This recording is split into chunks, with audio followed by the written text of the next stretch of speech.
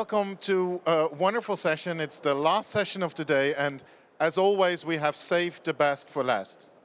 And next to me, you see our distinguished speakers of today. And the title is Generational Intelligence, Unpacking All Talents of All Generations. I think a topic that is close to our heart because we're all dealing in our companies and in our organizations and in our lives with different topics and different generations that conflict sometimes and sometimes go together really well. The two speakers we have today are from the company Happy Millennials, Fiona and Wendy. And just so you know, they provide services in cultural leadership, team development, and I leave the word to them. Please give a hand for our speakers of today, Wendy and Fiona. Different generations arrive at people's houses. You've basically got boomers who will turn up completely unannounced anytime from about 7 o'clock in the morning, and they will knock on your door just slightly louder than the police using a battering ram carrying out a house raid. And then you've got Gen X. They would have made the plans well in advance, and they would have also checked in a couple of days before just to make sure the plans are definitely still happening. You see, Gen X are the forgotten generation, and they're so scarred by this title, they would have assumed that you'd forgotten not only about the plans, but about their very existence. Millennials will have hoped that the plans would have been cancelled. There's no reason that a millennial will ever actually want to come to your house. They will arrive late, but they will text you to say they're on their way, just they're about to get into the shower. And a millennial will never knock on your door. You'll just get a text either saying here or outside, and that's your cue to go and let them in. Similarly, Gen Z will never actually knock, but the chances are they won't have to. They would have been documented the entire journey from their house to yours, maybe even on FaceTime using this angle as they go along for some reason. Either that or they'll just send a picture of your front door or a selfie of them outside it. And again, just like the millennial, that's your cue to go and rescue them from the outside world. Yeah. So with almost 5 generations in the workspace, we see the misunderstanding growing, right? And the gap. Where Gen X used to be complaining about the millennials, it's now the millennials pointing at Gen Z. Yeah. And so this is Wendy, like Sander said. I'm Fiona. We both founded Happy Millennials with the purpose of building bridges between the generations in organizations. And in this session, we will obviously share some information about the generations, but I'm quite sure, and I can see it here already, at the end of a 2-day show and networking, I'm quite convinced you're gonna probably forget 90% of what we tell you. But if there was one thing I would like you to take away, it's this. It's when you create Gentelligence, yeah, you will not only gain more information about the generations yourself, the information will be more specific, it will be more unique, it will make better and more effective relationships, and it will certainly make your life more fun and easy.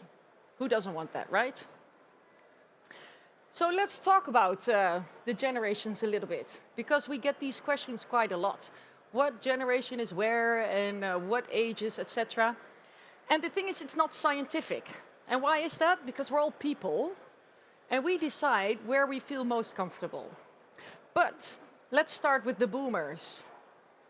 Born 1940 to 55, they are the ones that reconstructed society, right, after the Second World War.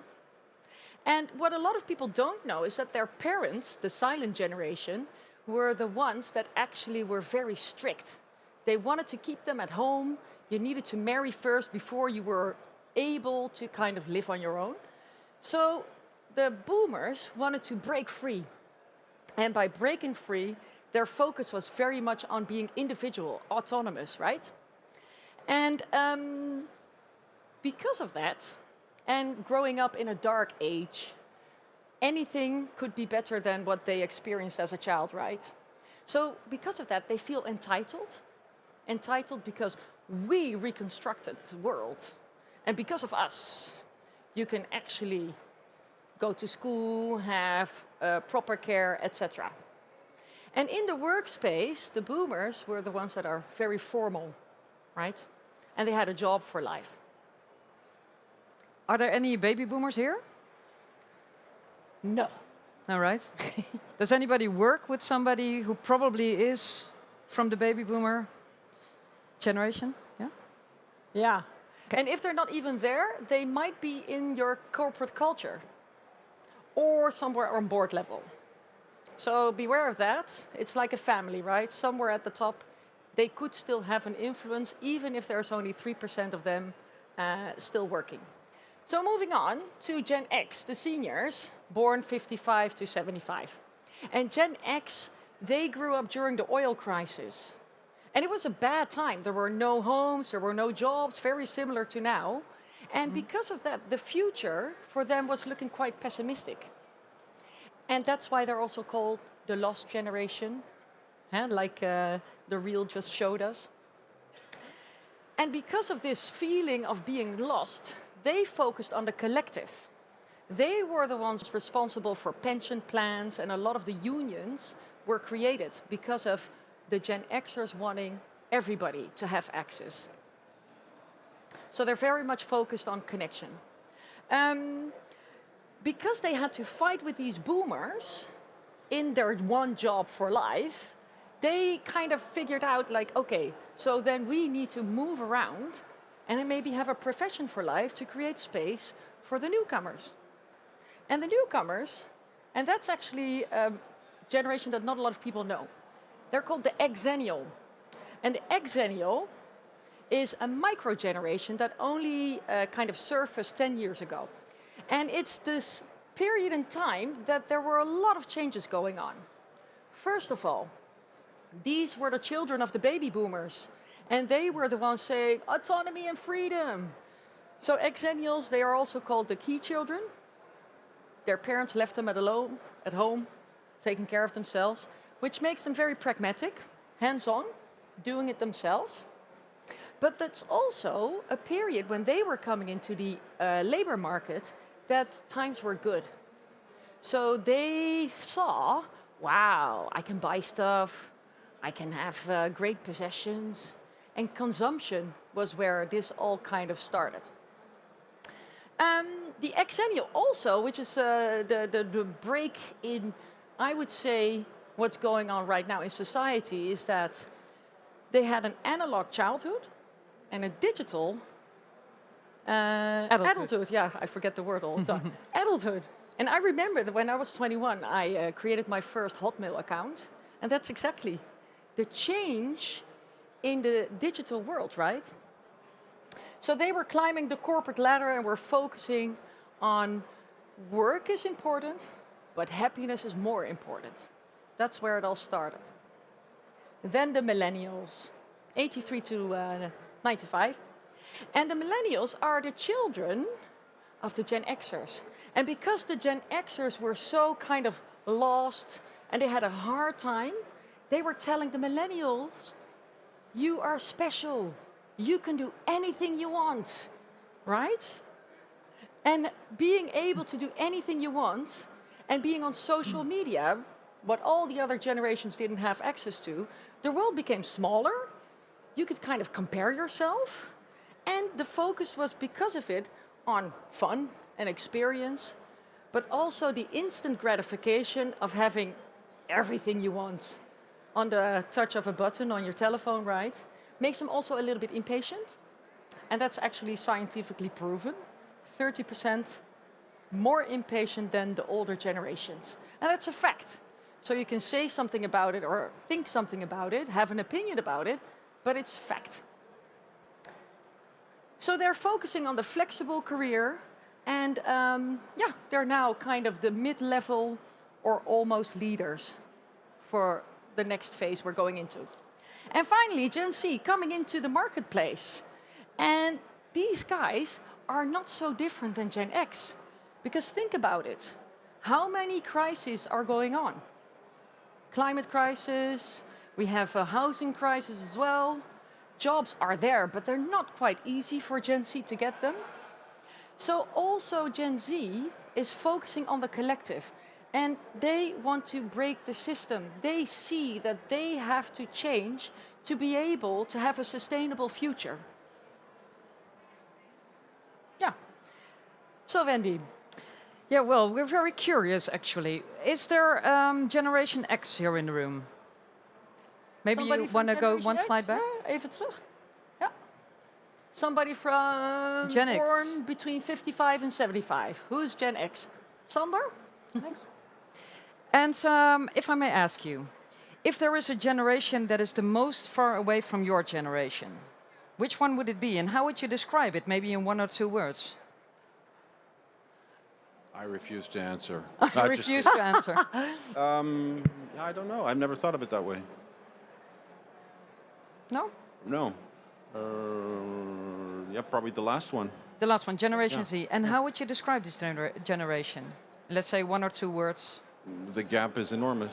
The gap is enormous. Yeah. Okay, so an enormous gap. Okay.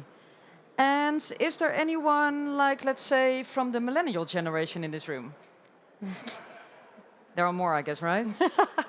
Good. And what is the generation that is most far away from you, and how would you describe it? I guess, yeah, the baby boomer are my parents. The baby boomers, yeah? Indeed.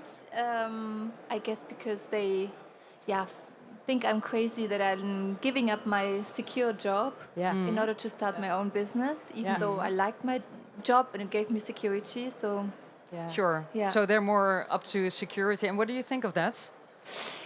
fair enough. I can understand them. You can understand them? I take their advice, but I'm not following it. Of course. But they say to you, you're crazy that you're giving up your real job for nothing. They say Yeah. for nothing. And here, you guys are from the millennial generation. And what is the generation that is most far away from you guys? I would say both the baby boomers and Gen Z, Both baby boomers and Gen Z. but in the complete opposite. Because my grandfather, the baby boomer, he is completely getting in error because of all the digital and the Yeah. digital evolution, while my nephews and nieces are in a completely different world on digital level as I am or was. Yeah, they are getting much more along in things than I am. Sure, yeah. And what do you think of that? How would you describe them? Well, how would you describe the Gen Z? Uh, You're allowed right? to say anything you like. wow. It's a safe space here. If you need- it's a safe, open space here in this. How would I describe them? Less strict and much more open-minded, though at the same time I think much more naive on a lot of things as well. So much more open-minded, but much more naive as well. Yeah. Is there anyone from Gen Z here in the room?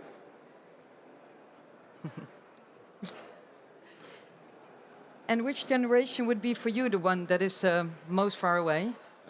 Probably the baby boomer. The baby boomer. Yep. Yeah. And how would you describe them in this generation? You can say whatever you want to. Old. Boring. That's a fact. Yeah. Oh, did I just say Boring. that? Yeah. Old and boring. Yeah. Yeah. Okay. Well, we asked a couple of person before this talk as well, and we made a nice word cloud from it. So let's see. Here you say stubborn, spoiled, different, maybe lazy, kansrijk, old school, open-minded. We have all these thoughts about different generations, right? Can I give this one to you? And that is what happens, right? We have all these, all these thoughts, all these perceptions. We think a lot about other people because we have all these differences in us. And of course, that's very human, so it's not wrong or it's not right, but it can end up with a lot of, well, let's say shizzle as well, you know? A lot of a gap between, well, what you want from life or from work or whatsoever and what the other generation want from life. So let's do a small exercise with it. And for this, you need to be in pairs. So if you are sitting by yourself, let's see whether you can find another one, another person. It's very easy. It's very easy. Very low. Yeah, you can go, yeah. Great. Everyone is in pairs now? Yeah. You're going to Okay. do a 3 of you? Perfect. Okay. Before we're going to show the exercise on the screen, you first have to decide who of you is person 1 and who of you is person 2. So you might be 2 person 1 and 1 person 2. Okay, so one is person 1 and one is person 2. Okay? You will get a statement from us in just a second. And the goal is that person 1 totally agrees with the statement. And person 2 totally disagrees with the statement. Even if it's not true in real life, you have to defend it with your life, okay? Yeah? Very So for important. now, for the exercise, person 1 totally agrees, person 2 totally disagrees. Okay? And you're going to have a dialogue with each other. And the goal is to convince the other that your opinion is absolutely the right opinion. So you have to sort of win the discussion. Okay? Even if it's not your thing in real life, for the exercise, this is what you do. Everything clear? Okay, we will show you the statement. The statement is, hospitality takes care of their people. So person number 1 says, absolutely, we take wonderful care of our people in the hospitality. And person number 2 says, no, not at all. We don't care. We don't really take good care of our people. Okay? So you have 3 minutes. Please start now and start convincing the other that you are right, right? They need to win. You need to win. Super You need to important. win the conversation. Please go ahead. Couple of minutes.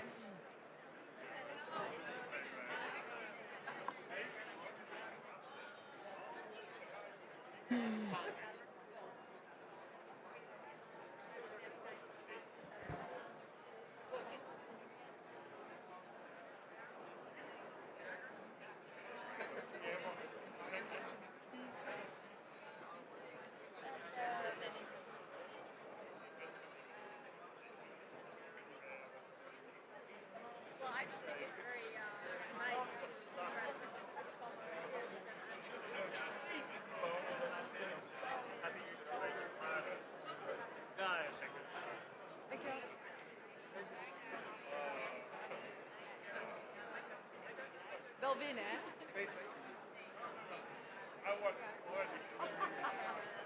hè? Ja, nou doet hij het weer, ja. Goed.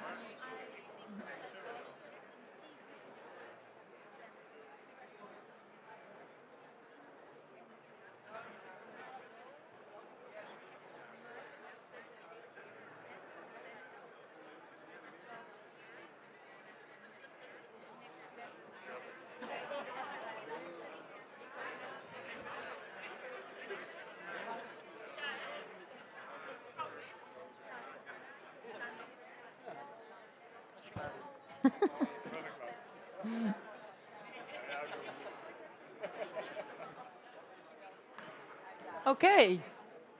That was about 3 minutes. Hey, hello. So I'm curious, how was it for you? Who won? and how did it go? Yeah, it wasn't very difficult. Wasn't difficult You were very convincing. We have too much experience in this subject. with each other. No. And did you hear anything he said? Good question. No. This is not a generational thing. He was doing his best. Yeah, He's doing his best. Yeah. But can you actually reproduce what he said? No. No, exactly. And how did you feel? Did you feel that you were heard? I didn't feel me understood. No. Nee, No, hè? not for a second. Was there a connection because of it? Did you feel connected or trusted or Well, safe? Not so much in this conversation. It's because he already knew on forehand that he was going to lose. So, Well, and this is actually what happens a lot, right? You cannot really, truly listen to somebody if you are convinced of your own mindset, about your own perception.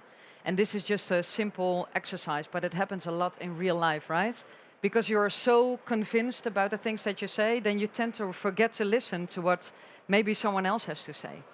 Yeah? We call it perception. And if we look at the image on the screen, who is right? Who of the two men is right? We both are, right? yeah. I think everyone here says, yeah, they're both right. Because you both see a 6 and a 9, or a G, as we sometimes hear, or whatsoever. But think about it, how many times this happens in real life that you start fighting. Because you see it from your perception, that you see the 6, and somebody else sees it from his perception, as from the 9 and you start arguing. Think about politics. This happens all the time in politics, right? With Then the- voting today, even. Sorry? With voting today. Yeah, for absolutely. example. Yeah. So this one party says, no, absolutely, my opinion is the best opinion. And the other says, no, I really think that mine is the best. Or think about social media. When somebody puts out a post on LinkedIn or whatsoever, and there are so many reactions saying, oh my God, you're so stupid. Oh my God, get a life. Oh my God. You know, it gets a shizzle. Yeah? But perception has to do with, well, your own upbringing, the things you learned from your parents, this thing that this teacher taught you in high school, or your sport clubs, or the friends, or where you were born, in which area, or in which culture, or whatsoever. It all has to do with your own perception. This created your own perception. But we think that that your perception is the truth and nothing but the truth, whereas it is a unique one. Okay? So we don't see people for who they are, but we see people for who we are. We look through our own glasses, actually. So let's do this exercise that we did one more time, but a little different. Okay? So again, there's a person 1 and a person 2, or 2 persons 1 and 1 person 2, which is okay. And you will get a different statement from us. But now person 1 is going to tell about this statement or question, actually. And person 2 is only going to listen and ask open questions. So be curious. And then be aware of all the thoughts that come to your mind, like, oh, I know what you mean. Oh, I've experienced this as well. Oh, every question actually that has an I in it. Be aware of it, let it go, and just openly listen to the other one. Okay? So, that is, the person 1 shares its view on what it's like to work for its company, so the company that you work for. And person number 2 only listens and asks questions. Okay? Simple. 3 minutes again. Please go ahead, guys.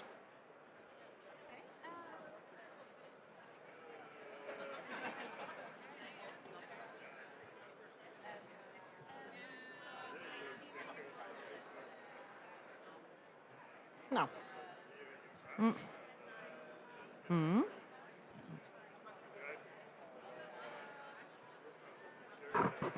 Dat is je cue.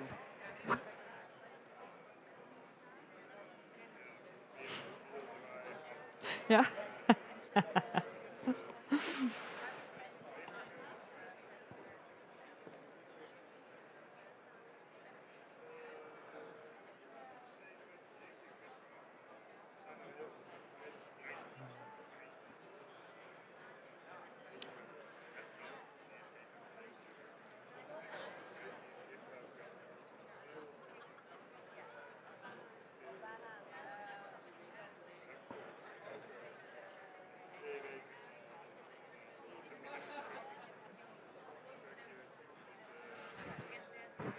Het idee dat ik haar ken met korte haren.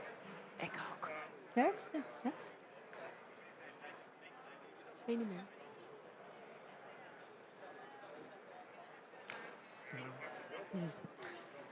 Okay, so that was the time already.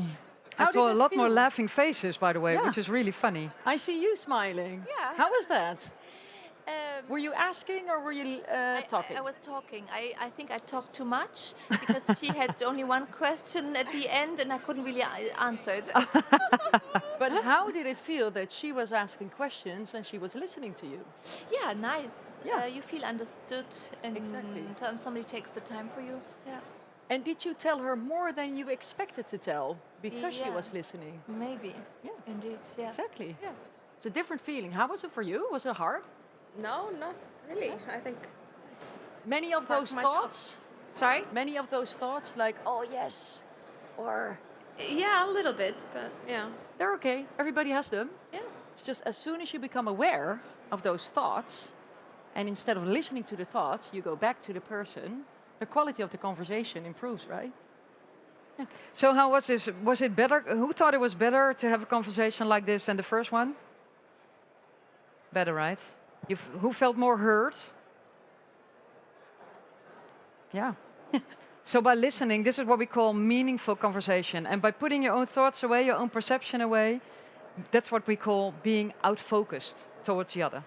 Yeah, because the purpose of having meaningful conversations is actually looking past the differences, right? And looking at the person behind the difference you're experiencing. Hey, what is this person saying? How are they behaving? Why are they doing that? How can I understand them better to be able to connect better? The thing is, we all want to have a great time at work, right? We all want it. But we always tend to look at the things that are poor or not so nice. So, what if you would actually improve your communication skills having a meaningful conversation? It will actually improve your relationship with the other generations. It will actually try to complement each other on the work floor instead of polarizing each other. And we can actually use all qualities of all generations. Because not one generation is better than the other, right? No. We just grew up under different circumstances. Yeah, yeah. And there are actually 3 conditions to have a great, meaningful conversation. And the first one is your intention. If, for example, you have the intention to have an improved working relationship with somebody from a different generation, it is you that actually needs to take the first step, right? It's not waiting for the other person to do something. If you would like to improve something, you are the one taking the first step. Leave your ego at the door. And we call that you're being 100% responsible for 50% of the relationship. You always need the other, but you set the first step. You have the intention. The second one is just what the exercise was all about. It's understand the other before you want to be understood. And the only way to be able to do that is listen to the other person, full of respect of what they are saying, without judgment, and just full of curiosity. Hey, that's strange. That's different. That's fascinating. Tell me more. It's a different mindset. And then the third one, what a lot of people forget is reflect on yourself. If you do not look at yourself and how you behave or you communicate, how will you be able to connect effectively with the other generations? And one of the ways of reflecting is, for example, a method we use. It's called Mapstel or DISC. And I'm sure you heard about the 4 colors, right? And it's a starting point. It's a starting point if, how do I present myself? Am I more distant? Am I warm and welcoming? Am I judgmental already? Oh, maybe it says something about me. So to recap, the conditions for having meaningful conversations is that you are 100% responsible for 50% of the relationship. Secondly, understand the other before you want to be understood. And thirdly, reflect on your own behavior to be able to connect effectively. And then we actually come to Gentelligence, right? So Gentelligence, what this workshop is about, is actually the art of having meaningful conversation. So with curiosity, without your judgment, or let's say your perception, and with respect for all the differences that are there between different generations.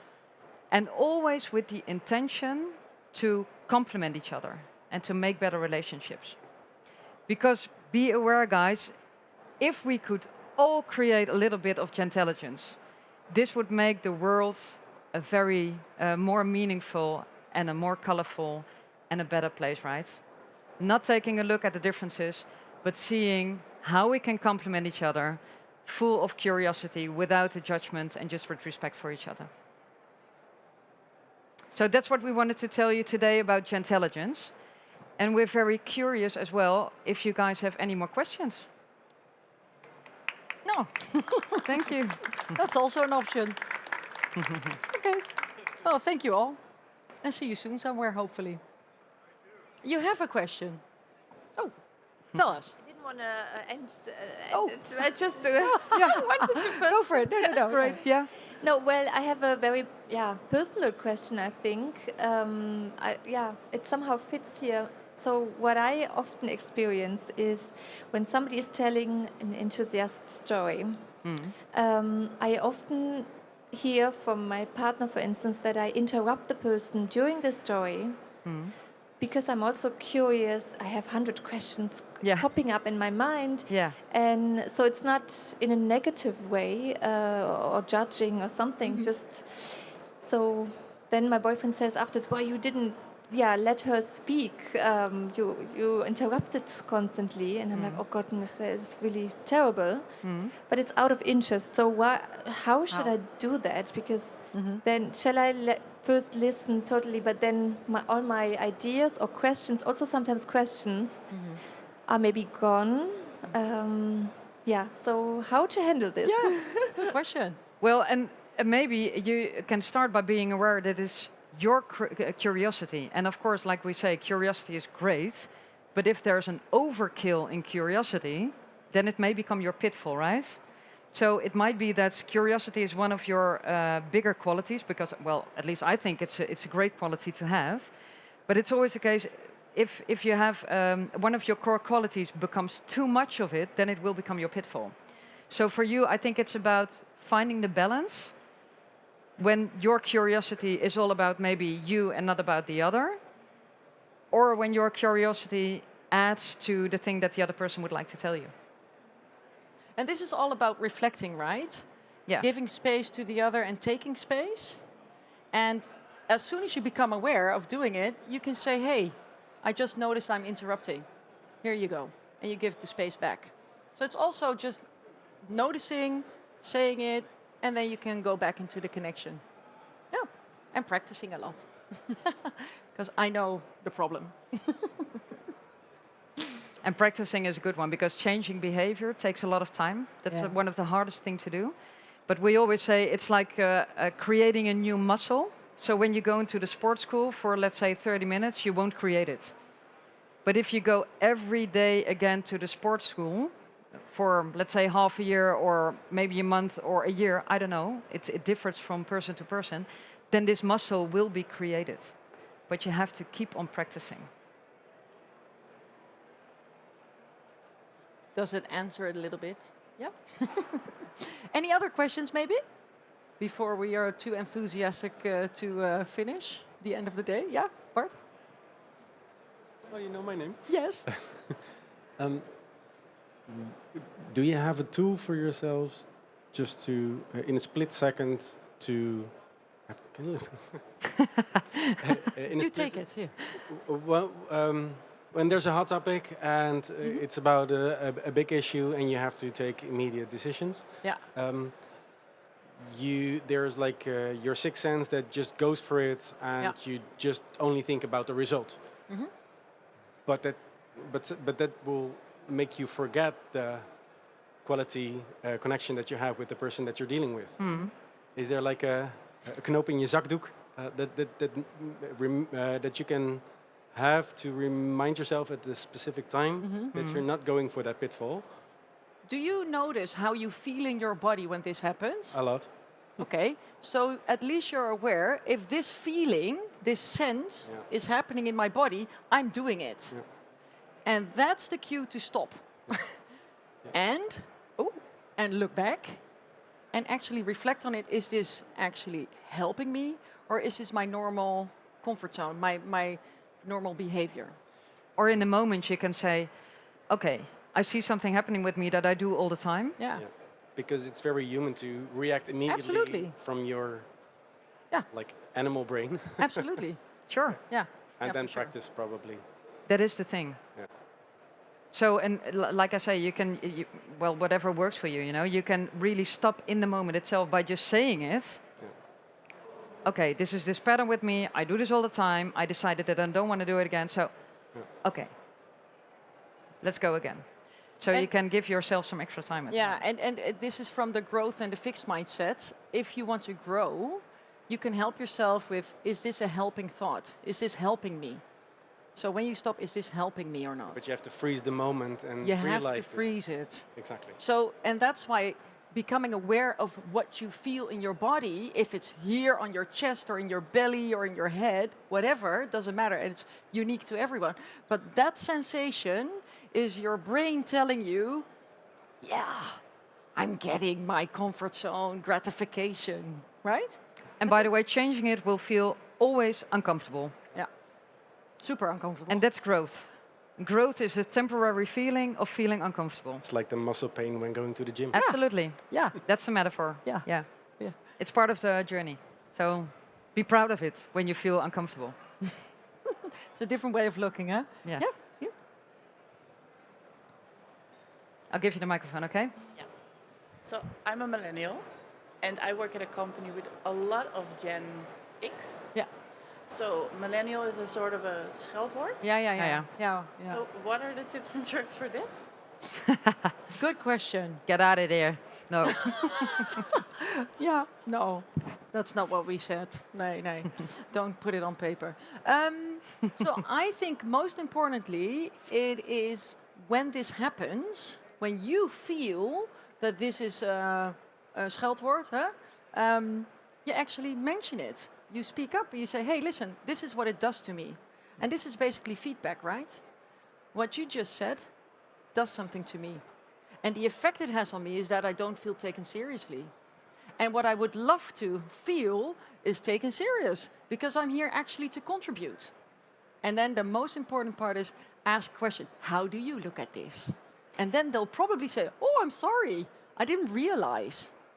That's probably 80% of the time that they do not realize that this is something that can be insulting.